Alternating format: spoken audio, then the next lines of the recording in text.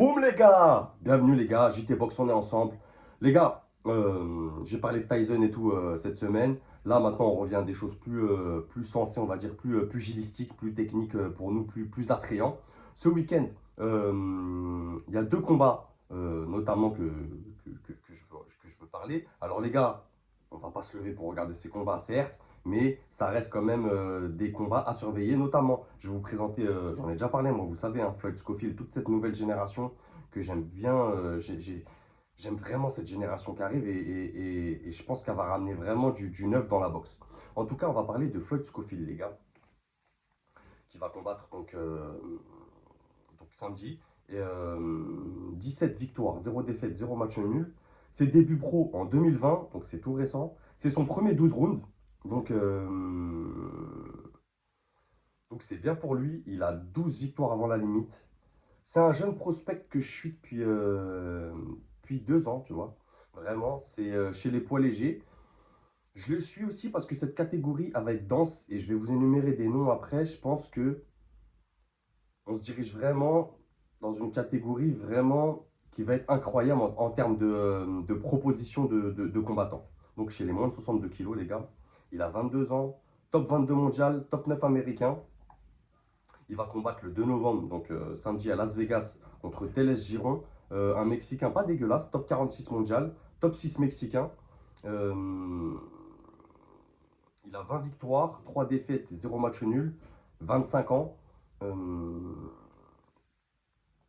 Floyd Scofield, les gars, pour que vous compreniez, c'est quelqu'un qui a plus de 60 combats chez les amateurs, à 22 ans. C'est vraiment quelqu'un qui a une boxe accomplie. Euh, 40 victoires parmi les amateurs, 17 défaites, 0 match nul. Euh,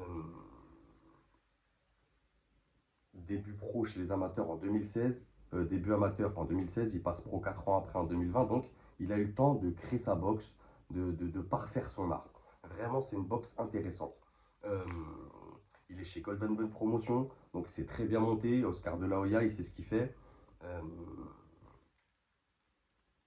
c'est des prospects que je te disais à surveiller au même titre que Abdullah Mason, Keishon Davis ou un que j'aime particulièrement et que j'ai jamais entendu personne en parler, les gars, c'est Jadir Herrera, un boxeur portoricain vraiment euh, qui va faire mal, qui va faire très très très mal. Vraiment, je vous le conseille. Jadir Herrera, les gars, attention, chaud. Et tous ceux que j'ai cités là, Abdullah Mason, Floyd Scofield, Keishon Davis, c'est vraiment dans la catégorie des poids légers, des prospects vraiment à surveiller. Floyd Scofield, c'est aussi top 2 WBA. Donc WBA, c'est Gervonta Davis, le champion. Donc à 22 ans, je ne sais pas si vous vous rendez compte du délire, il est déjà top 2 WBA, top 14 IBF. Donc il a une progression et une marge d'accomplissement encore, qui va être fulgurante dans les prochaines années. Avec les bons choix, bien sûr, comme je t'ai dit, c'est pas un agent free, il est chez Golden Boy, ils savent où ils vont aller, ils savent ce qu'ils vont faire.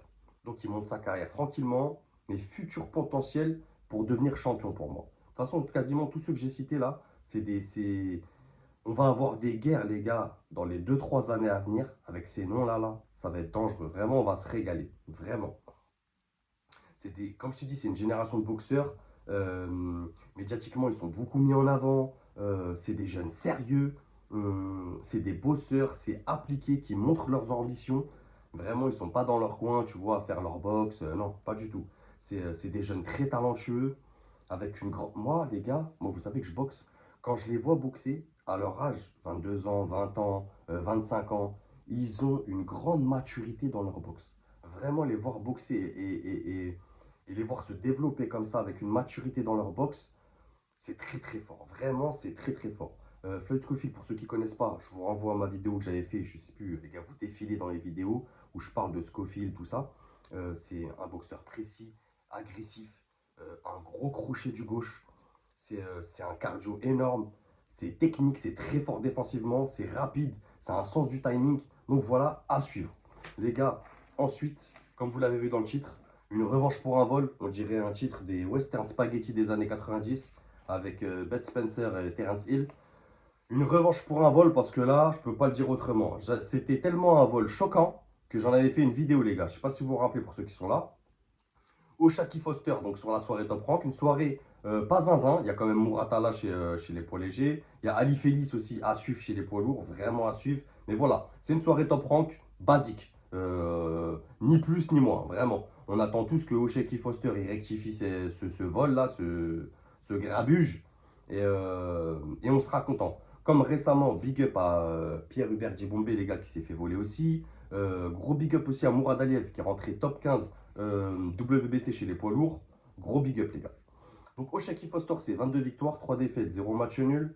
Top 7 mondial, top 2 The Ring Magazine. Ça sera un 12 rounds chez les super plumes en moins de 59 kilos. C'est top 1 WBC. Donc, j'espère qu'il va récupérer cette ceinture qui a été volée au mois de juillet. Les gars, j'ai toujours du mal.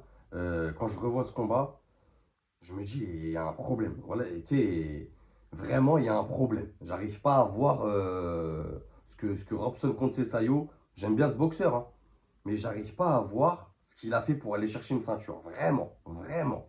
Donc, on a 4 mois après pour rectifier ça. Et merci d'avoir été aussi rapide. C'est pour ça qu'à mon avis, comme ils ont vu qu'il y a eu un vol, c'est pour ça que ça a été aussi rapide pour rectifier et redonner pas sa chance. Parce que bon, on a tous vu que Shaky Foster, il était au-dessus techniquement, en termes de précision. À la rigueur, allez, tu peux lui dire un manque de débit. Ah, un manque de débit, mais bon, il a pris tous les rounds quasiment. Donc, tu vois, et je pense que là, euh, il va mettre un peu plus de débit à la rigueur. Et voilà, ça va passer. Il est vraiment au-dessus techniquement. C'est un autre niveau. C'est vraiment un autre niveau. Si on prend, je sais même pas si Robson Conceição il est classé The Ring, il doit être top 8. Donc il y a vraiment un écart entre eux énorme. Euh, et Oshaki Foster aussi, faut pas oublier qu'il a 31 ans. Donc il est encore jeune. Je pense qu'il va reprendre sa ceinture. Et je pense qu'il va la garder encore longtemps, vraiment. Chez les super plumes, je ne vois pas quelqu'un de dérangé. En tout cas pour l'instant. Un boxeur aussi que j'aime bien, les gars, qui boxe la semaine prochaine, mais j'en reparlerai, c'est Robert Merriweather 3 chez les super plumes, un jeune aussi. Je crois qu'il a 19 ans ou 19 ou 20 ans. Attention, les gars, ça envoie du lourd. Donc, donc voilà. Et je vous rappelle aussi, petite info, que la dernière défaite avant le vol de il y a 4 mois contre Conceição, la dernière défaite de Oshaki Foster, c'est en 2016, les gars. Ça veut dire qu'il a une invincibilité importante. J'espère qu'il va la retrouver, qu'il va la récupérer. Donc voilà, les gars, l'actu box du week-end. J'espère que ça va vous plaire. J'espère que vous allez regarder. N'hésitez pas à commenter, les gars. Je sais que on n'a pas besoin entre nous. Je sais que vous connaissez ces boxeurs, mais ça fait toujours de plaisir de vous voir, de partager avec vous, de laisser un commentaire. Abonnez-vous, ceux qui passent par là, ça donne de la force. Et n'oubliez pas, les gars, c'est que de la boxe. Bang!